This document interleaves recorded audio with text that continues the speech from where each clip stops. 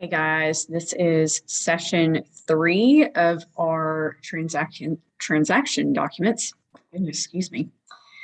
Okay, so in this section, these are going to be the documents that are also going to be required per transaction. So when I showed you guys the documents that are required in SkySlope on the checklist, these right here are going to be included in those that you must have filled out for every file that you do. So we'll start with the first one, which is our closing information sheet.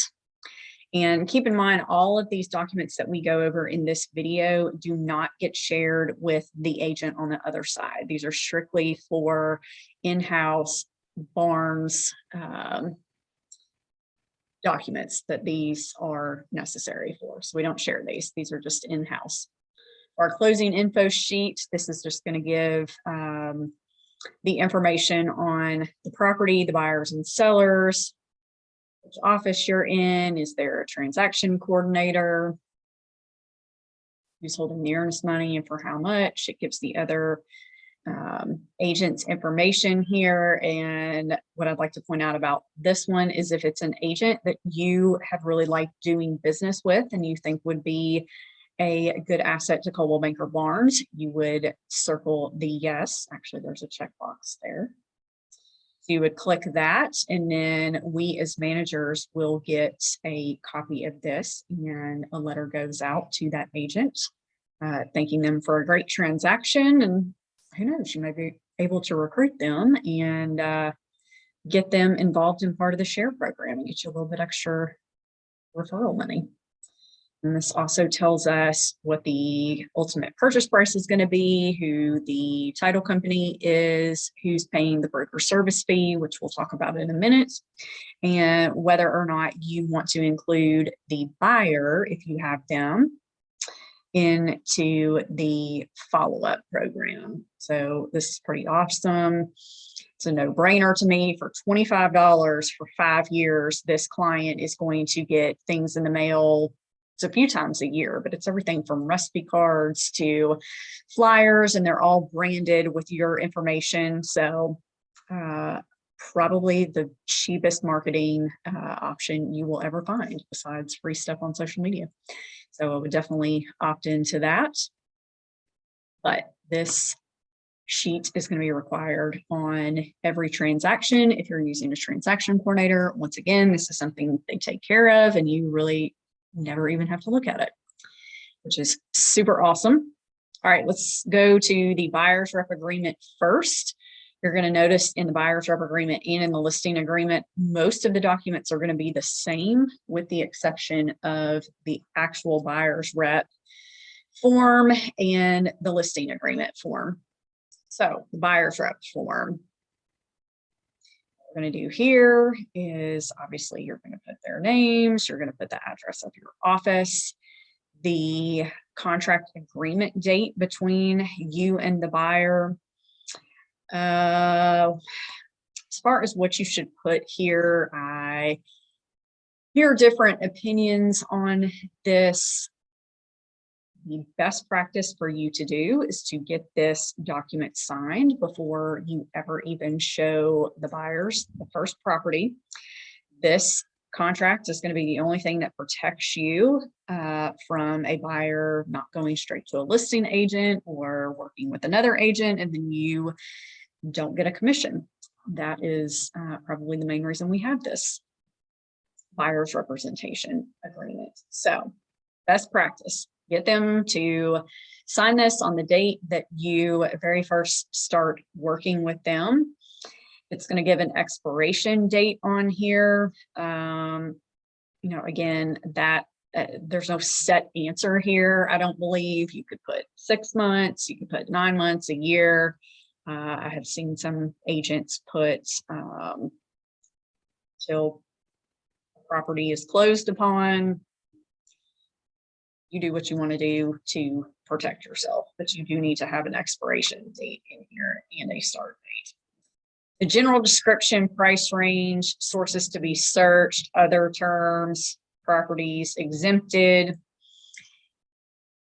The consensus among the brokers is, in fact, I would not put this in here. That was previous is in these blanks, you're going to put buyer's choice, buyer's choice, buyer's choice. That way it encompasses anything and everything that the buyer might be looking for, how long, price range, and keeps you connected to them as the agent, no matter where they're looking. So this outlines buyer duties in the transaction, or in the process, I should say. Here we've got the section that if, say, a seller's agent is not paying a commission or is not paying a full commission, is the buyer going to compensate you? Tough conversation, but it may become more common. So this is something that if you can get that agreed upon in the beginning before you ever start with them, not a bad idea. Carryover clause. Typically, I'd put 30 to 60 days here. This is saying if they do go to another agent and they end up buying a property that you had shown them, that you would be the one that would get the compensation. This gives all kinds of different definitions of what a designated agent is, what a broker is, a facilitator, depending on how you're acting in the transaction. Duties owed to all parties. This is a good thing to just kind of look over the duties that are owed to the client. Schedule all showings on their behalf. Receive and review and present them to the client promptly, all offers, and just various things here, your duties and their duties. This is where you're going to put your name in here, you as the designated agent. If there's anything that the buyer does not wish the agent share, that would go there. Limitations on brokers' authority and responsibility. Also outlines that we are not experts in things like law, home inspection, different things like that.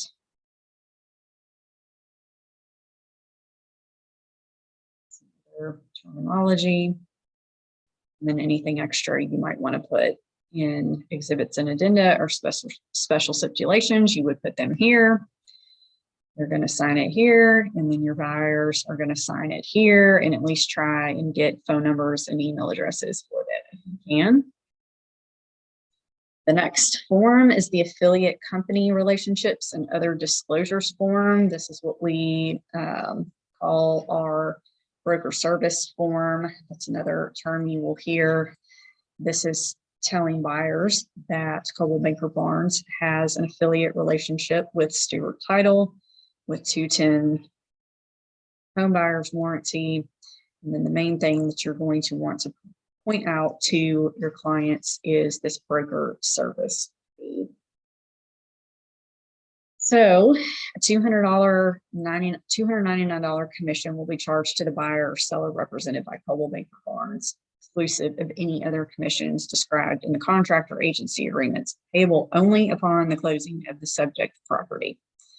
So whether they are the buyer or the seller, Coldwell Banker Barnes is going to charge a $299 transaction fee. It is specifically a commission. That's what we're supposed to refer to it as. If a client asks what it's for, we can say that it's to help cover operating expenses for the company. When I am presenting this to a buyer and seller, I just go over it just like I do all of the rest of the paperwork. I don't make a big deal about it. I've never had anybody push me back on it. So if you just are confident in the way you present it, shouldn't be an issue, but it will have to be charged. And this is something that gets missed a lot of times, even with seasoned agents. So make sure you are going over this with your clients on the front end, because somebody's got to pay that $299 fee. And if you haven't gone over it with your client, it's going to be coming out of your commission check. So pay attention to that. This is another affiliate business arrangement disclosure statement stating that Barnes has an affiliation with Stewart Title Company. So you're going to put your client's name here. You're going to put the date here. Also gives them an idea of what their title expenses would be based on certain counties. And then settlement charges. expectation there. It's an average. Get them to sign and date it here.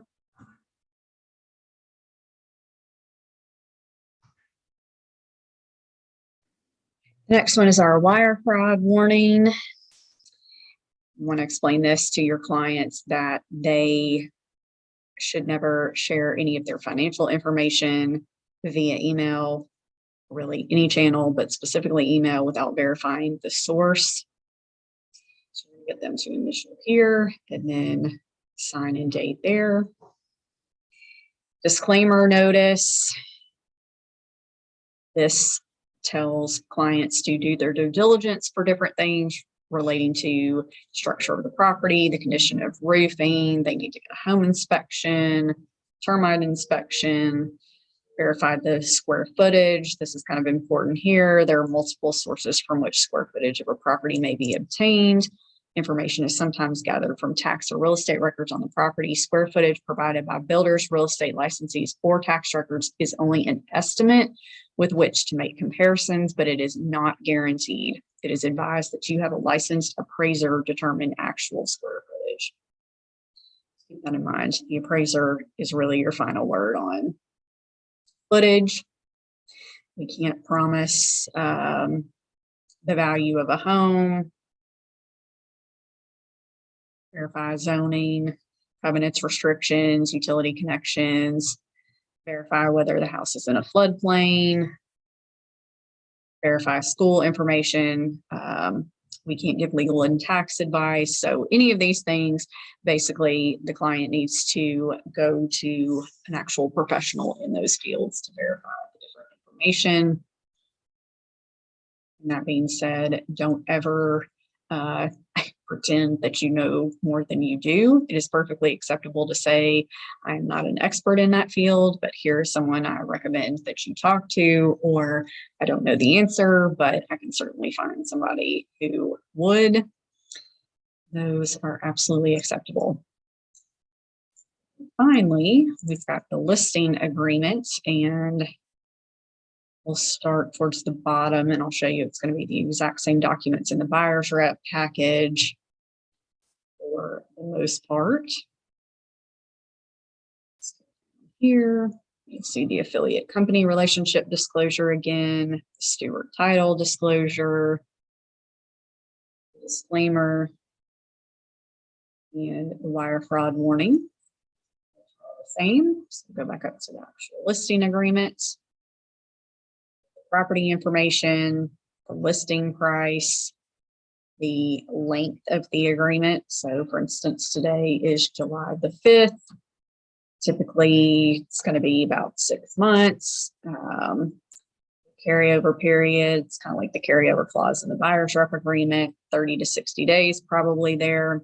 Should the seller contract to seller, exchange, or contract to lease with option to buy the property within the carryover period, so a buyer who has been introduced to the property directly or indirectly during the term hereof is extended, the seller agrees to pay the commission as set forth. So you have the listing, a buyer comes and sees it, they don't make an offer to purchase at that point, but when your listing agreement expires, then they come back and they submit an offer, you would still be obligated to get the commission if it's within that carryover period. This is where they're going to put the compensation. It points out the $299 broker fee is also separate from the compensation, but this is where you're going to put, for the most part, it's going to be 6%, because it talks about how the listing brokerage also compensates a buyer's brokerage.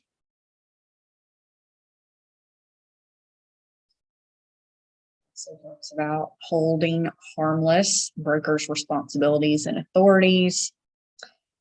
Definitely read through that.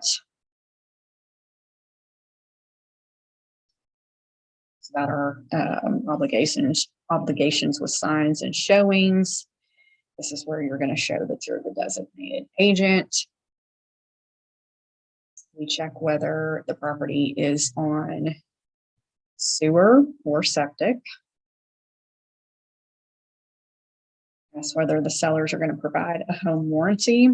And just so you are aware, in case you were not, 210 will enroll a seller listing into a free home warranty for the life of the listing. And your front desk admin should automatically enroll your listing as soon as they see it in SkySlope. So that is an awesome selling feature in your listing presentation. I would always check that your seller is going to want to see TAR forms. And then seller relocation, you're going to check whether they're relocating out of the area, whether they need assistance finding a home in their destination city or not. You're going to date it, and sellers are going to sign it, and you're going to sign it there. So those are your listing agreement, your buyer's rep package, and your closing information sheet. And these are required, depending on which side you have, of course, on every single transaction. So get familiar with those, know what they say, be able to explain them to your clients on the front end. And a general best practice is to send your clients copies of these at the beginning of a possible transaction. So it shows that you have in fact gone over them with your clients, give a little bit of explanation and everything in the email, and of course go over it with them in person. All bases covered in case you can't tell. But again, as always, any questions, come to me, come to Pete, come to your broker, and we can help you figure out how to get these filled out if you have any additional questions or need interpretation on the documents. So I hope you guys found this helpful, and I'm going to stop sharing my screen, and yeah, I will see you soon.